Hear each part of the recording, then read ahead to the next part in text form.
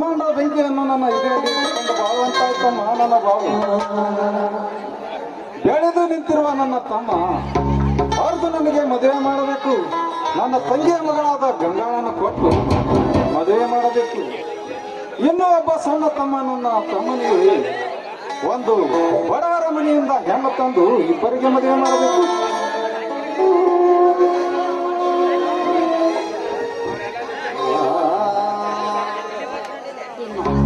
ಯಾಕೋ ಮದ್ವೆ ವಿಚಾರ ಮಾತಾಡ್ತಾ ಇದ್ದಾರಲ್ಲ, ಯಾರ ಮದ್ವೆ ಮಾವ? ಏನಿಲ್ಲಮ್ಮ, ನಿನ್ನ ಮದುವೆಯ ಬಗ್ಗೆನೇ ವಿಚಾರ ಮಾಡ್ತಾ ಇದ್ದೀನಿ. ನಮ್ಮ ಮನೆಯ ನಂದಾದೀಪವನ್ನು ಬೆಳಗುತ್ತಿರುವ ನಿನ್ನದೇ ವಿಚಾರ ಮಾಡ್ತಾ ಇದ್ದೀನಿ. ತಂದೆ ತಾಯಿಯನ್ನು ಕಳೆದುಕೊಂಡು ತಪ್ಪಲೆಯಾಗಿರುವ ನನ್ನನ್ನು ತಂದೆ ತಾಯಿಯಂತೆ ಜೋಪಾನ ಮಾಡಿ ಮತ್ತೆ ಮನೆಯ ಸೊಸೆಯನ್ನಾಗಿ ತುಂಬಿಸಿಕೊಳ್ಳುತ್ತಿರುವುದಲ್ಲ ಮಾವ. ನೀವೇ ನನ್ನ ಪಾಲಿನ ದೇವರು ಮಾವ, ನನ್ನ ಪಾಲಿನ ದೇವರು. ಎದ್ದೇಳಮ್ಮ, ಚಿರಂಜೀವಿಯಾಗಿ ಬಾಳು. ಹುಟ್ಟಿದ ಮನುಷ್ಯ ಕೆಟ್ಟದ್ದನ್ನು ಮಾಡುವಂತ ಯಾವ ಧರ್ಮದಲ್ಲಿ ಯಾವ ಜಾತಿಯಲ್ಲಿ ಉಲ್ಲೇಖನ ಮಾಡಿಲ್ಲಮ್ಮ. ಆ ದೇವರ ಅಂತರದೊಳಗೆ ಮಾಡಿದ ಪಾಪಕ್ಕೆ ಮನೆಯ ಸಾಕ್ಷಿ, ಓಡಿದ ಬಾವಿಗೆ ಜರಿಯ ಸಾಕ್ಷಿಯನ್ನು ಹಾಕಿ ನಮ್ಮ ಮನೆಗೆ ಬಂದ ನೀನೇ ಬಂಗಾರ ಮಾವ, ಅವರ ಘೋರವಾದ ಪಾಪಕ್ಕೆ ಆ ದೇವರು ಭಾರವಾದ ಶಿಕ್ಷೆ ಕೊಟ್ಟೇ ಕೊಡುತ್ತಾನೆ. ನಾವು ಕಾಯಬೇಕು ಅಷ್ಟೇ. ಹೌದಮ್ಮ, ನಿನ್ನ ಮಾತು ನಿಜ. ಸಿಡಿಲಿಗೆ ಹೆದರಿ ದೇವರ ಗುಡಿಯೊಳಗೆ ಹೋದರೆ ಕಲ್ಲು ಜಾರಿ ತೆರೆ ಮೇಲೆ ಬಿದ್ದಿತ್ತಂತೆ. ಬಾರದು ಒಪ್ಪದು ತಪ್ಪಿತೆ ಎನ್ನುವ ಈ ಹಿರಿಯರ ವಾಣಿಯನ್ನು ಅನುಭವಿಸಬೇಕಮ್ಮ. ಹಾ ಗಂಗಾ, ನಿನಗೆ ಅರ್ಜುನ ಮಾವ ಒಪ್ಪಿಗೆ ತಾನೆ? ಹೂವಿನ ಜೊತೆಗೆ ನಾರು ಸ್ವರ್ಗ ಸೇರಿತು ಎನ್ನುವ ಹಾಗೆ ಕೋಟೆ ವಿದ್ಯೆಗಿಂತ ಮೇಟಿ ವಿದ್ಯೆಯೇ ಮೇಲು. ಅರ್ಜುನ್ ಮಾವನ ಕೈ ಹಿಡಿಬೇಕಾದ್ರೆ ನಾನು ಪೂರ್ವ ಜನ್ಮದ ಪುಣ್ಯ ಮಾಡಿರಬೇಕು. ಒಳ್ಳೆ ಗಂಡನಾದರೆ ಒಡೆಯನೇ ಬೇಡ, ತುಸು ರಾಗಿ ಹಿಟ್ಟು ಇದ್ದರೆ ಅನ್ನನೇ ಬೇಡ. ನಾರಿ ಇಲ್ಲದ ಮನೆ ಇಲ್ಲ, ಕೇರಿ ಇಲ್ಲದ ಊರಿಲ್ಲ. ಅಂದ ಹಾಗೆ ನಮ್ಮ ಮನೆಗೆ ಬಂದ ನೀನೇ ಬಂಗಾರದ ಕಳಸಮ್ಮ, ನೀನೇ ಬಂಗಾರದ ಕಳಸ. ಗಂಜಿ ಕುಡಿದರೂ ಕೂಡ ಗಂಡನ ಮನೆಯಲ್ಲಿ ಇರಿಸು. ಅಂದಮೇಲೆ ಪತಿ ಆಜ್ಞೆಯನ್ನು ಪಾಲಿಸುವುದು ಸತಿಯಾದಳ ಧರ್ಮ ಅಲ್ವೇ ಮಾವ? ನೋಡಮ್ಮ, ಶಾಣವಾಗರ ಗುಣವನ್ನು ಲೆಕ್ಕದಲ್ಲಿ ನೋಡು, ಮಾನವಂತರ ಹೆಣ್ಣಿನ ಗುಣವನ್ನು ನಡತೆಯಲ್ಲಿ ನೋಡು. ಅಂದಾಗ ಮಾವಿನ ಮರದಲ್ಲಿ ಮಾವೇ ಹುಟ್ಟತ್ತೆ ಹೊರತು ಬೇವಿನ ಮರ ಹುಟ್ಟೋಲದು ಎಂಬುದನ್ನು ತೋರಿಸಿಕೊಟ್ಟೆ ಈ ಸಮಾಜಕ್ಕೆ. ಶಂಕರ್ ಮಾವ ಬಂದ ಅಂತ ಕಾಣಿಸುತ್ತೆ.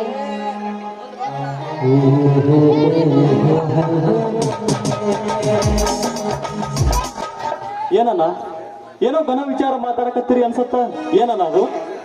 ಏನಿಲ್ಲ ಬಾ ಶಂಕರ, ನಿನ್ನ ಮದುವೆ ಮಾಡ್ಬೇಕಂತ ವಿಚಾರ ಮಾಡ್ತಾ ಇದ್ದೀನಪ್ಪ. ನಿನಗೊಂದು ಬಡವರ ಮನೆಯಿಂದ ಹೆಣ್ಣು ತಂದು ಮದುವೆ ಮಾಡ್ಬೇಕೆಂದಿದ್ದೇನೆ.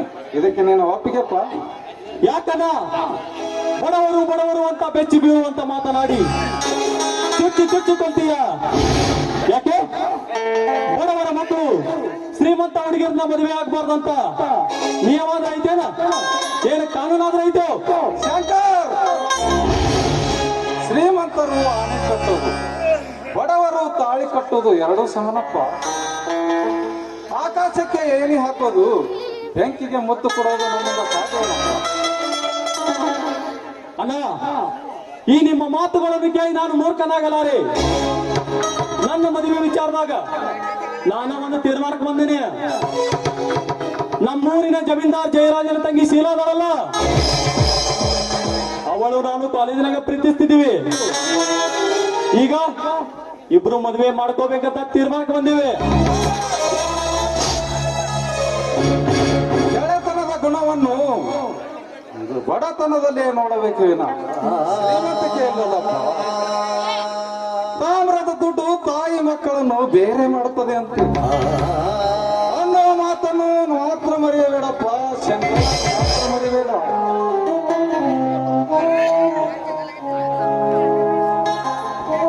ಅಣ್ಣ, ಏನಾಗೈತಿ? ಏನ್ ವಿಚಾರ ಮಾಡಕತ್ತೀರಿ? ಏನಿಲ್ಲಪ್ಪ ಅರ್ಜುನ, ನಿಮ್ಮ ಇಬ್ಬರಿಗೆ ಮದುವೆ ಮಾಡಬೇಕಂತ ವಿಚಾರ ಮಾಡ್ತಾ ಇದ್ದೀನಿ. ತಾಯಿ ಇಲ್ಲದ ತಬ್ಬಲಿಯಾದ ನನ್ನ ಅಕ್ಕನ ಮಗಳ ಗಂಗಾಳನ್ನು ನಿನಗೆ ಕೊಟ್ಟು ಮದುವೆ ಮಾಡಬೇಕೆಂದಿದ್ದೀನಿ. ಇದಕ್ಕೆ ನಿನ್ನ ಒಪ್ಪಿಗೆ?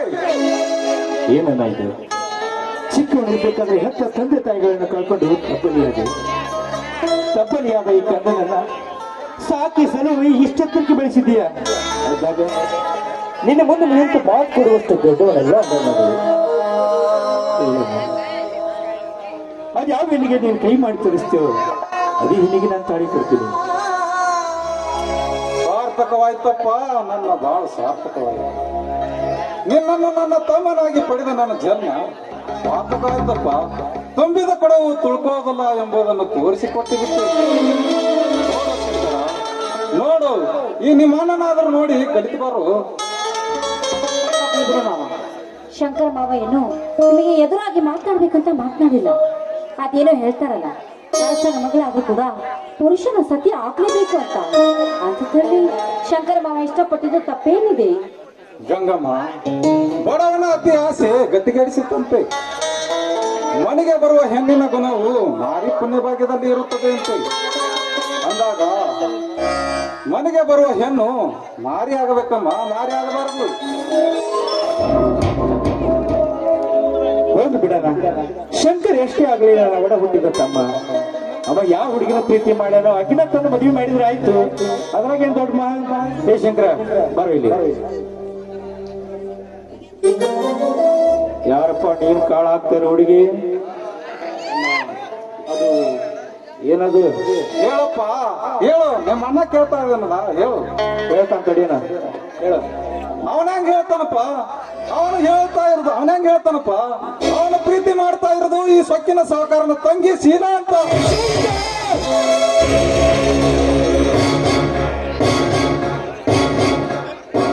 ನೀನು ಪ್ರೀತಿ ಮಾಡಿದ್ದು ಬಡತನದಲ್ಲಿರುವ ಎಂಬ ಭ್ರಮೆಗೋ ಅಥವಾ ಶ್ರೀಮಂತಿಕೆಯಿಂದ ಮೇರಿಬೇಕೆಂಬ ಆಸೆಗೋ ಸಾಧ್ಯವಿಲ್ಲ. ಆ ಸೈರಾಜನಿಗೂ ನನಗೂ ಬದ್ಧ ವೈರತ್ವ ಇದೆ. ಹೋಗಿ ಹೋಗಿ ಹೊಂದೋಣ ತಂಗಿನ ನನ್ನ ಮನೆ ಸೊಸೆ ಮಾಡ್ತೀನಿ ಅಂದ್ರ ಅದು ನಿಂಗೂ ಭ್ರಮೆ ಕಣೋ, ಭ್ರಮೆ. ಶಂಕರ, ಅಕ್ಕಿನ ಬಿಟ್ಟು ಬಿಡು. ಈ ಊರಲ್ಲಿ ಸುಂದರವಾದ ಕನ್ಯೆ ಇದ್ರೆ ಹೇಳು.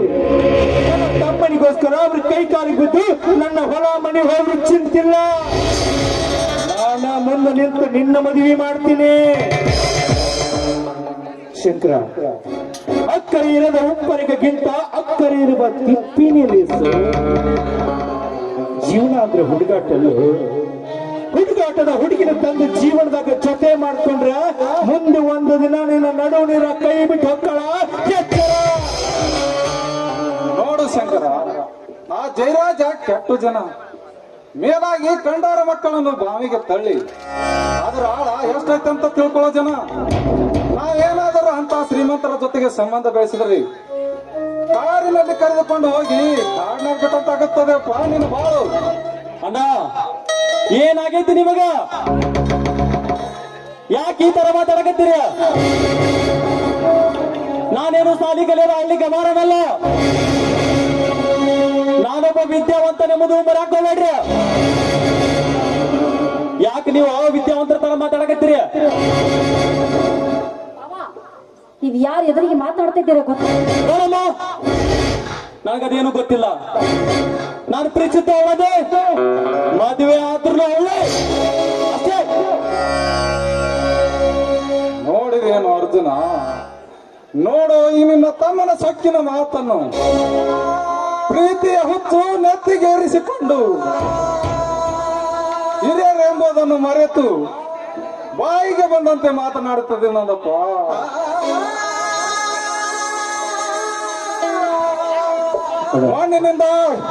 ಮಣ್ಣಿನಿಂದ ಕೌರವ ಕೆಟ್ಟ, ಹೆಣ್ಣಿನಿಂದ ರಾವಣ ಕೆಟ್ಟ ಅನ್ನುವ ನೀತಿ ಎಲ್ಲಿಗೆ ಹೋಗಿ ಸೇರುತ್ತೇವ ಶಿವನೇ ಬಲ್ಲ.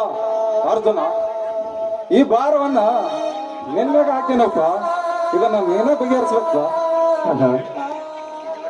ಅವನು ಈ ರೀತಿ ಮಾತಾಡ್ತಾ ಇರೋದು ಅದು ಅವನ್ ತಪ್ಪಲ್ಲ, ಅದು ಅವನ್ ತಪ್ಪಲ್ಲ. ನನ್ನ ತಮ್ಮ ತಾಯಿ ಇಲ್ಲದ ತಪ್ಪಲಿ ಅಂತ ನೀನು ಉಪವಾಸ ಇದ್ದು ಅವನ ಹೊಟ್ಟೆಗೆ ಹೊಟ್ಟೆ ತುಂಬ ಊಟ ಕೊಟ್ಟವಲ್ಲ, ಅದು ನಿನ್ನ ತಪ್ಪಲ್ಲ, ನಿನ್ನ ತಪ್ಪು. ನನ್ನ ತಮ್ಮ ಓದಿ ವಿದ್ಯಾವಂತ ಆಗ್ಲಿ ಅಂತ ನಮ್ಮ ಹೊಲ್ದಾಗ ದುಡಿಯುವುದಲ್ಲ ಇನ್ನೊಬ್ರು ಅಲ್ಲಾಗ ಕೌದಿ ಮಾಡಿ ಇವನ ಬಿಕಾಂ ಪದವೀಧರ ಮಾಡಿದೆಯಲ್ಲಣ್ಣ, ಅದು ನಿನ್ನ ತಪ್ಪಲ್ಲ, ನಿನ್ನ ತಪ್ಪು. ಶಂಕರ, ಮುತ್ತು ಕೊಡುವವಳು ಬಂದಾಗ ತುತ್ತು ಕೊಟ್ಟವರನ್ನ ಮರೀಬಾರ್ದು ಅಂತದ್ರಾಗ ಅಣ್ಣ 20 ವರ್ಷ ನಿನ್ನ ಬಾಯಾಗಿ ತುತ್ತು ತೆಗೆದ, ನಿನ್ನ ಬಾಯಾಗಿಷ್ಟ ಇಷ್ಟು ದೊಡ್ಡವನಾಗಿ ಮಾಡ್ಯಾವ. ಆ 20 ವರ್ಷದ ಪ್ರೀತಿ ಮುಂದೆ 5 ನಿಮಿಷ ಅಪ್ಪಿ ಮುತ್ತಾಡುವ ಆ ಹೊಲಸು ಪ್ರೀತಿ ಶ್ರೇಷ್ಠವಾಯ್ತೇನೋ? ಆ ಹೊಲಸು ಹೆಣ್ಣಿನ ಪ್ರೀತಿನ ಶ್ರೇಷ್ಠವಾಯ್ತಾ? ಶಂಕರ, ದಯವಿಟ್ಟು ಅವಳು ಮರ್ತು ಬಿಡು. ವಯಸ್ಸಿನಾಗಿ ನಿನಕ್ಕಿದ್ರು ದೊಡ್ಡವಾದ್ರೂ ಪರವಾಗಿಲ್ಲ, ನಿನ್ನ ಕಾಲಿಗೆ ಬಿದ್ದು ಬೇಡ್ಕೊತೀನಿ ಶಂಕಾರಿ ಮಗನ.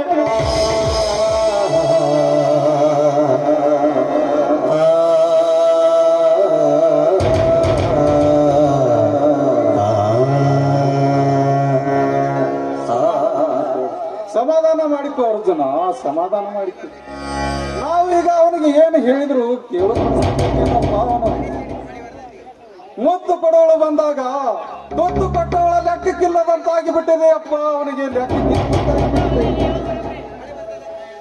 ಮೀಸಿ ಬಂದ ಮೇಲೆ ಮೂಗು ಯಾರಿಗೆ ತಾನೇ ಕಾಣಿಸುತ್ತೆ?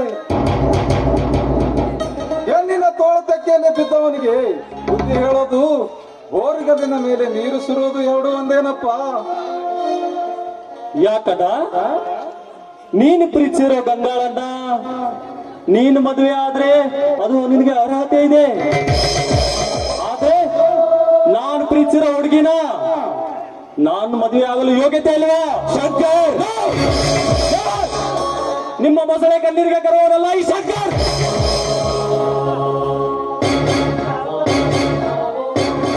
ಮೊಸಳೆ ಕಣ್ಣೀರು ನೋಡು ಅರ್ಜುನ, ಈ ನಿನ್ನ ತಮ್ಮ ಹೇಗೆ ಮಾತನಾಡಿ ಹೋದ.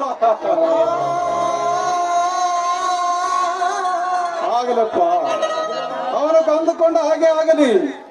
ಅವನು ಮದುವೆ ಮಾಡಿ ಮುಗಿಸಿ ಬಿಡೋಣಪ್ಪ, ಮದುವೆ ಮಾಡಿ ಮುಗಿಸಿ ಬಿಡೋಣ. ಅರ್ಜುನ, ನಂದೊಂದು ಸ್ವಲ್ಪ ಕೆಲಸ ಇದೆಯಪ್ಪ, ನಾನು ಹೋಗಿ ಬರ್ತೇನೆ. ಒಡ ಹುಟ್ಟಿದ ಅಣ್ಣನ ಮಾತಿಗೆ ಬೆಲೆ ಕೊಡದೆ ಹೋದ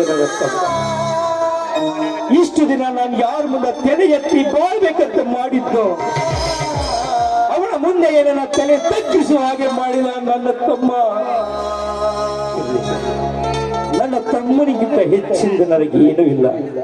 ಹೊಕ್ಕಿನೇ, ಆ ನನ್ನ ಜಯರಾಜನ ಹತ್ರ ಹೊಕ್ಕಿನೇ. ನನ್ನ ತಮ್ಮನಿಗೋಸ್ಕರ ನನ್ನ ಸ್ವಾಭಿಮಾನನ ಪಕ್ಕಕ್ಕಿಟ್ಟು ಅವನ ಕಾಲಿಗೆ ಬಿದ್ದು ಕನ್ಯಾದಾನ ಕೇಳ್ತೀನಿ.